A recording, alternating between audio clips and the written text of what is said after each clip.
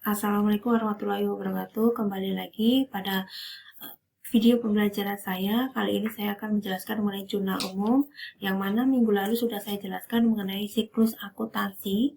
Siklus akuntansi yang pertama adalah bukti transaksi. Bukti transaksi itu seperti kwitansi, nota, cek, dan lain sebagainya. Nah, setelah bukti transaksi itu dianalisis, kemudian dicatat dalam jurnal umum ini. Nah, bagaimana bentuk dari jurnal umum? Nah, ini bentuk dari jurnal umum. Ini bentuk dari jurnal umum. Nah, jurnal umum ini diambil dari analisa dari bukti transaksi. Nah, di sini contoh yang saya berikan transaksi salon Amanda bulan Desember yang terjadi pada tahun 2019. Transaksi yang ada, transaksi pertama pada tanggal 1 Desember, Nyonya Amanda menyetorkan uang sebesar 10 juta kepada salon Amanda sebagai modal. Logikanya, kalau kalian itu menyetorkan uang kepada perusahaan, berarti uang perusahaan itu akan bertambah atau kas bertambah dan modal juga akan bertambah. Maka pencatatan dalam jurnal umum kas debit apabila debit itu mendekati garis. Kalau kredit itu lebih menjorok menjauhi garis. Kas debit modal kredit. Kalau harta itu bertambah, itu akan ada di debit. Kalau berkurang, itu ada di kredit. Modal bertambah, itu kebalikannya. Dia ada di kredit. Kalau berkurang, dia malah ada di debit. Kemudian transaksi kedua, 1 Desember 2019 dibayar beban sewa tempat usaha sebesar 7.200.000 untuk jangka waktu 1 tahun. Berarti ini namanya beban sewa perusahaan itu akan bertambah. Beban sewa itu akan bertambah.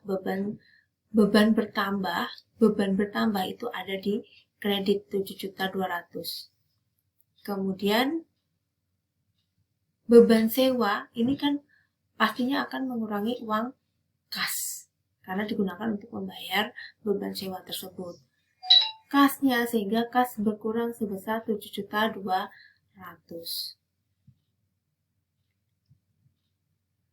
Beban sewa debit karena bertambah, kas berkurang karena dipakai untuk membayar. Kas posisinya ada di kredit. Pencatatan kas menjorok menjauhi garis, itu ciri dari kredit. 1 Desember 2019 terdapat transaksi lagi dibayar asuransi jangka waktu 1 tahun. Asuransi berarti termasuk pertambahan pembayaran beban perusahaan. Sehingga pencatatannya ada di debit. Kemudian digunakan untuk membayar asuransi. Berarti kasnya berkurang. Asuransi dibayar di muka itu debit, kasnya itu berkurang 2.400.000 karena digunakan untuk membayar asuransi. Yang keempat, 2 Desember diterima pendapatan jasa. Diterima pendapatan jasa, berarti kas perusahaan itu akan bertambah. Kemudian, selain kas, akun yang harus ditulis adalah pendapatan jasa.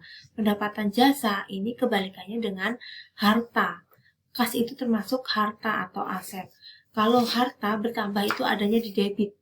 Kalau berkurang adanya di kredit, tapi kebalikan dengan pendapatan. Kalau pendapatan bertambah, dia adanya di kredit. Kalau berkurang, adanya di debit. Kemudian, dibayar utang usaha sebesar 1 juta. Utang usahanya dibayar. berarti utang usahanya mengalami pengurangan. Nah, utang usaha berkurang. Utang usaha berkurang itu adanya di debit.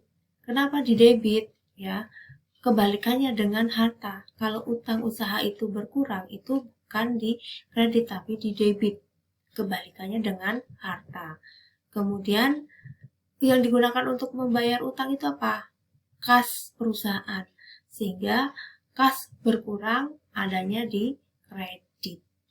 Nah, nanti Ibu fotokan juga pedoman atau pedoman debit kredit. Jadi nanti harta itu berkurang itu ada di mana? Harta bertambah ada di debit atau di kredit.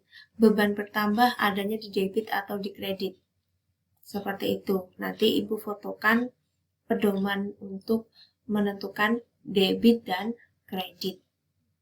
Ini gambaran kecil mengenai jurnal umum. Dari saya cukup sekian. Wassalamualaikum warahmatullahi wabarakatuh.